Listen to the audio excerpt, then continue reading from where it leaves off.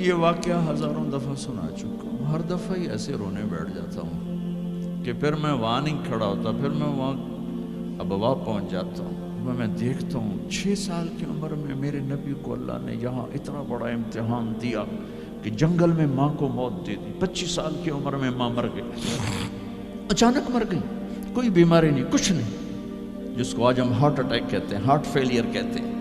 اتنا آخری جملہ کہا، کل حی میت و کل جدید بال وقد ولدت طہرا۔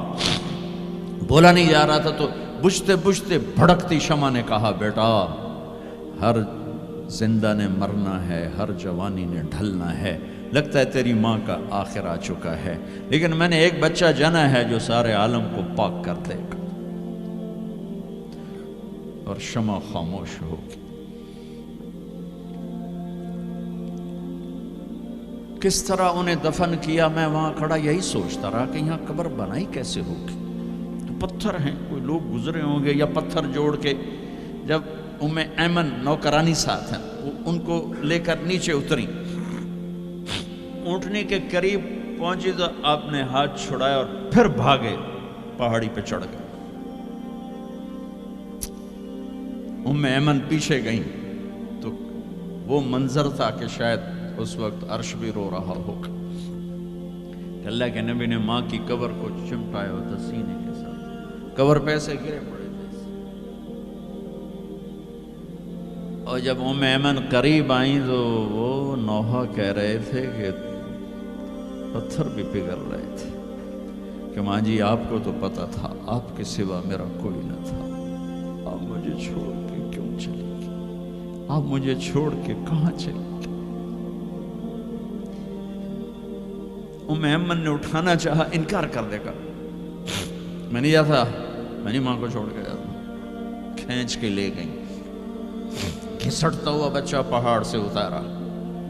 2 دن روتے روتے مکے کا سفر ہے، پھر کھانا بھی بند ہو گیا، پینا بھی بند ہو گیا، سوائے زمزم کے چند گھونٹ پانی کے سارا دن نہ کھاتے تھے نہ پیتے تھے، اکیلے بیٹھے رہتے، نہ ماں نہ باپ نہ بھائی نہ بہن۔ اللہ 57 سال کے بعد ماں کی قبر پر پہنچے اور قبر کے سرہانے آ کر بیٹھے، گوڈے اوپر اٹھائے اور ہاتھ یہاں رکھے اور سر گوڈوں میں دے دیے، جیسے چھوٹے بچے رونے کی پوزیشن بناتے ہیں۔ یہ چھوٹی جگہ میں دکھا نہیں سکتا، اور پھر جو رونا شروع کیا، اتنا روئے کہ ساری داڑھی سارا سینہ آنسوں سے بھر گیا، جیسے کوئی معصوم بچہ، جیسے 6 سال کا محمد رو رہا صلی اللہ علیہ وسلم۔ اتنا روئے کہ وجود ہل گیا، اور پھر فرمایا کہ میں آگے نہیں جاؤں گا، میں رات یہیں رہوں گا۔ تم کیا جانو رشتے کیا ہوتے ہیں، تمہیں صرف پونڈ گننے آتے ہیں۔ تم سے مراد میں بھی اور سارے بھی، کہ ناراض نہ ہو جاؤ، ساری امت کا یہی حال۔ رات وہاں گزاری، ہائے کیا کہہ رہے ہیں، کاش میری ماں کبھی ہوتی، میں ایسی خدمت کرتا کہ بریڈ فورڈ والے بھی یاد کرتے ہیں، میں ایسی خدمت کرتا کہ میں عشاء کی نماز کے مصلی پر کھڑا ہوتا اور سورۃ فاتحہ پڑھ رہا ہوتا، اور پھر ادھر سے میری ماں کہتی محمد، تو میں نماز توڑ کے کہتا لبیک اماں جی، ماں جی حاضر ہوں، ماں جی حاضر ہوں۔ مچھلی کھانا چھوٹا گناہ ہے، شراب بیچنا بڑا گناہ ہے، سود کھانا بڑا گناہ ہے، ڈرگ بیچنا بڑا گناہ ہے، چوری ڈاکے ظلم و ستم کیا امت نہیں کر رہی، بے گناہ قتل، جھوٹے الزام تہمتیں، کیا حشر کر دیا جنید جمشید کا۔ یہ اسلام ہے۔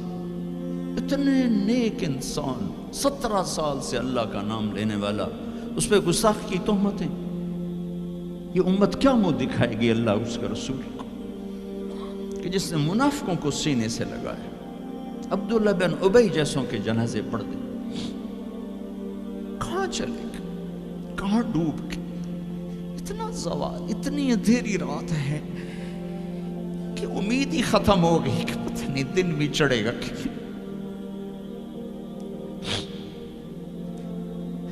دین کے نام لینے والے جب دین کو ذبح کرنے پہ آ جائیں, ممبر پہ بیٹھنے والے جب نفرتوں کی آگ بھڑکانے لگے, کس سے غلطی نہیں ہوتی. ایک پاک انبیاء کی ذات ہے جن کی زبان پہ اللہ بولتا. باقی طارق جمیل روزانہ مجھے 40 سال ہو گئے بیان کرتے ہوئے, میں خطا نہیں کروں گا تو اور کیا کروں گا. مجھ سے پوچھو تو صحیح, میں غلطی سے کہہ گئے, جان بوجھ کے کہہ گئے, ہو سکتا میں نے غلطی سے کہہ دیا. اللہ نے توبہ رکھی ہے, کفر کی توبہ. یہ میں درد سے بول رہا ہوں, زوال ہے, زوال, خوفناک زوال ہے. جب ممبر پہ بیٹھنے والے دین سے اتنے دور چلے گئے, عوام کا کیا. طلحہ نے نبوت کا دعویٰ کیا اور لڑائی کی صحابہ سے. عکاشہ بن محسن جیسے بدری صحابی کو شہید کیا, اتنے بڑے مقام کے صحابی کو شہید کیا. اور حضرت عمر کے زمانے میں توبہ کرنے آیا, آپ نے گلے لگا لیا, توبہ تو سب کفر کے نبوت کے دعوے. میرا اللہ کہتا میں تو ہر بیان میں کہہ رہا ہوں کہ دھرتی گناہوں سے بھر کے ایک دفعہ کہو یا اللہ میری توبہ, تو اللہ کہتا جاؤ سب معاف کیا. یہ میں زوال بتاؤ, آج امت کتنی پستی میں چلی گئی ہے, کس قدر فرقہ واریت نے ایک اجتہا کی شکل اختیار کر لی ہے. ایک دوسرے کو سلام کرنے سے کہ کافر کافر کافر, کتے خنزیر. میرا نبی ایسے بولتا تھا. میں انسان ہوں, بول رہا ہوں, بولتا بولتا کوئی غلط جملہ بول سکتا.